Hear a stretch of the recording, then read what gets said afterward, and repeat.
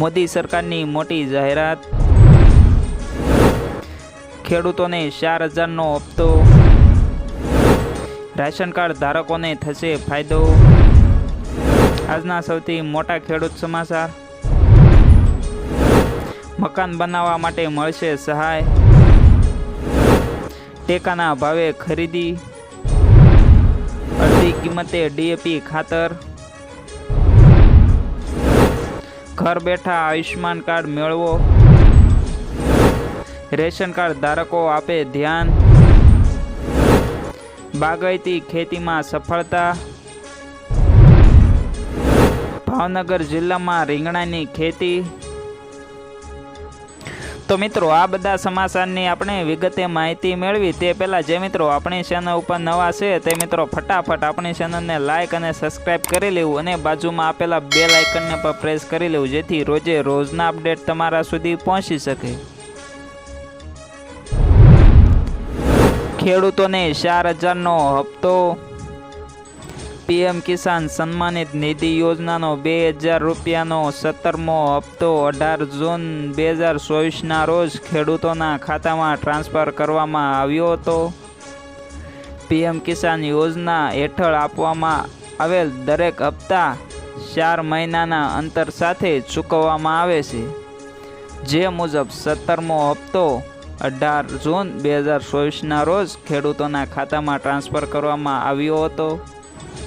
કૃષિ અને ખેડૂત કલ્યાણ વિભાગ દ્વારા પ્રાપ્ત અહેવાલ મુજબ લાખો ખેડૂતોને PM કિસાન યોજનાના ક્ષેત્રમાં હપ્તાની રકમ મેળવવાથી વંચિત છે। મોદી સરકારની મોટી જાહેરાત, વડાપ્રધાન નરેન્દ્ર મોદીએ ફેબ્રુઆરી 2024માં સૂર્ય ઘર મફત વીજળી યોજના શરૂ કરી હતી। આ યોજના હેઠળ સરકારે પાત્ર લોકોને 300 યુનિટ વીજળી મફત આપવાનો દાવો કર્યો હતો। આ માટે સરકાર દ્વારા ઘરની છત ઉપર સોલાર પેનલ લગાવવા માટે સબસિડી આપવામાં આવી રહી છે। તેના પર આપવામાં આવતી સબસિડીની રકમ 78,000 રૂપિયા રાખવામાં આવી હતી। હવે આ યોજનાને લઈને એક નવું અપડેટ આવ્યું છે।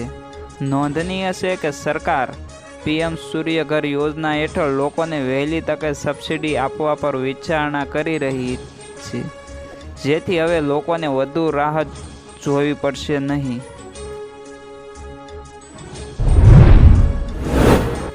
રેશન કાર્ડ ધારકોને થશે ફાયદો, ગુજરાતની અંદર લગભગ 73 લાખથી વધુ રાશન કાર્ડ ધારકો છે। તેમના માટે ગુજરાત સરકારે મોટો અને મહત્વનો નિર્ણય લીધો છે। સરકાર સસ્તા અનાજના વિતરણમાં ગેરરીતિઓ અટકાવવા ગુજરાત સરકારે મહત્વનો નિર્ણય લીધો છે।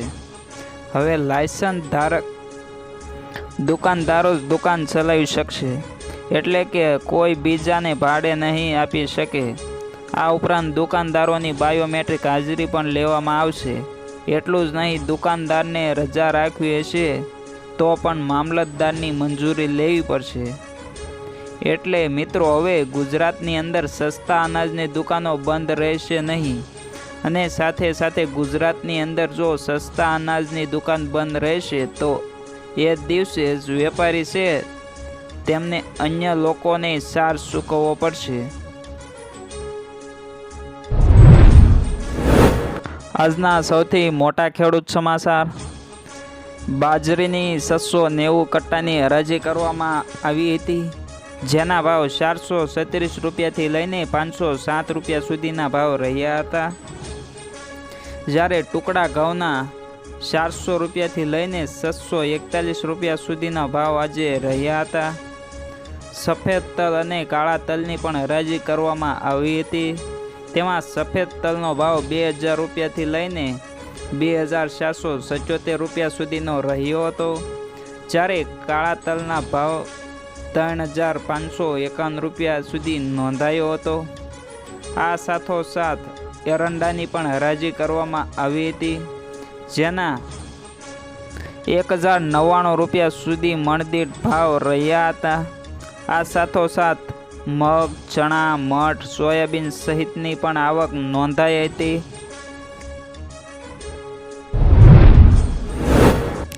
મકાન બનાવવા માટે મળશે સહાય. મકાન બનાવવા ગુજરાત સરકાર આપશે સહાય 1,32,000 અથવા તો 1,20,000ની સહાય. જ્યારે 4 યોજનામાંથી તમને કઈ યોજના લાગુ પડે છે તેના વિશે વાત કરીએ તો યોજના નંબર 1 પંડિત દીનદયાળ ઉપાધ્યાય આવાસ યોજના 2023માં આવી હતી, જેમાં તેમને 1,20,000 રૂપિયાની સહાય આપવામાં આવે છે. જેમાં તમને પહેલો હપ્તો 60,000 રૂપિયાનો, બીજો હપ્તો 40,000નો અને ત્રીજો હપ્તો 20,000 રૂપિયાનો આપવામાં આવે છે. જેમાં તમારે ઓનલાઈન અથવા તો ઓફલાઈન ફોર્મ ભરીને સબમિટ કરવાનું રહેશે. 1 થી 2 મહિનામાં તમે અરજી કરેલી હશે તે અરજી પાસ થઈ જશે. ટેકાના ભાવે ખરીદી. રાજ્ય સરકાર દ્વારા ખેડૂતો પાસેથી ટેકાના ભાવે પાકની ખરીદી કરવાની જાહેરાત કરવામાં આવી હતી. હવે તેના માટે ખેડૂતોએ આગામી 5 થી 31 ઓક્ટોબર સુધીમાં રજીસ્ટ્રેશન કરાવવાનું રહેશે. ઉલ્લેખનીય છે કે રાજ્યમાં મગફળી, અડદ અને સોયાબીનના પાકોનું વિપુલ પ્રમાણમાં ઉત્પાદન થાય છે અને હવે આ પાકોની ટેકાના ભાવે સરકાર ખરીદી કરશે અને તેના માટે રજીસ્ટ્રેશનની પ્રક્રિયા 3 ઓક્ટોબરથી શરૂ થઈ ગઈ હતી. લાભ પાચમના પછીના દિવસથી રાજ્ય સરકાર દ્વારા ખેડૂતો પાસેથી મગફળી સહિત અડદ અને સોયાબીનની ખરીદી ટેકાના ભાવે કરવામાં આવશે.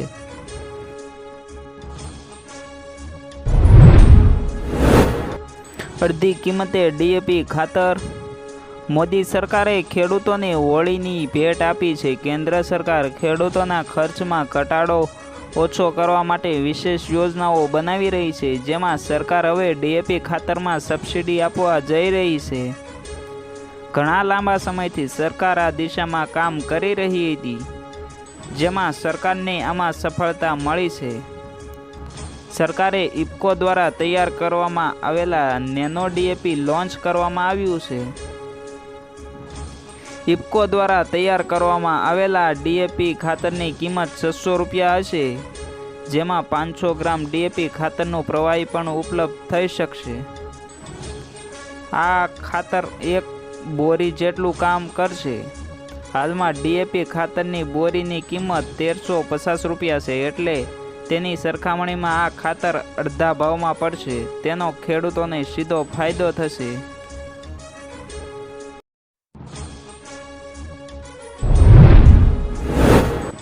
બાગાયતી ખેતીમાં સફળતા. રાજ્યમાં અનેક ખેડૂતો પરંપરાગત ખેતી છોડીને ખેતીમાં નવા પ્રયોગ કરતા રહે છે અને સફળતા પણ મેળવે છે. ખેડૂતો બાગાયતી પાક તરફ વળ્યા છે. બાગાયતી પાકમાં સારી કમાણી કરી રહ્યા છે. ભાવનગર જિલ્લામાં અનેક ખેડૂતો સરગવા, કેળા, જામફળ, બોર, આંબા, નારિયેળી સહિતના પાકોનું વાવેતર કરી રહ્યા છે. ત્યારે ભાવનગર જિલ્લાના તળાજા તાલુકાના કોદિયા ગામમાં ખેડૂત જીવાભાઈ ભાદરકાએ મોસંબીની ખેતીમાં સફળતા મેળવી છે.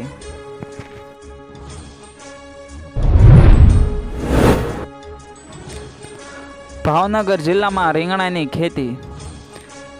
ભાવનગર જિલ્લામાં પાલીતાણા તાલુકાના શેવડીવદર ગામમાં રહેતા ખેડૂત ભીમાભાઈ ઘણા લાંબા સમયથી ખેતી સાથે સંકળાયેલા છે. તેમણે પ્રાથમિક સુધીનો અભ્યાસ કર્યો છે. ખેડૂતો શાકભાજીની ખેતી કરતા હોય છે. આ યુવાન ખેડૂતોએ 3.5 વીઘામાં રીંગણીનું વાવેતર કર્યું છે. રીંગણીનું સુરત અને વેરાવળ માર્કેટમાં વેચાણ કરવા માટે મોકલે છે. ખેડૂતને અત્યાર સુધીમાં 2,40,000 રૂપિયાની આવક નોંધાઈ છે, તેમજ હજુ રીંગણાનું ઉત્પાદન ચાલુ છે.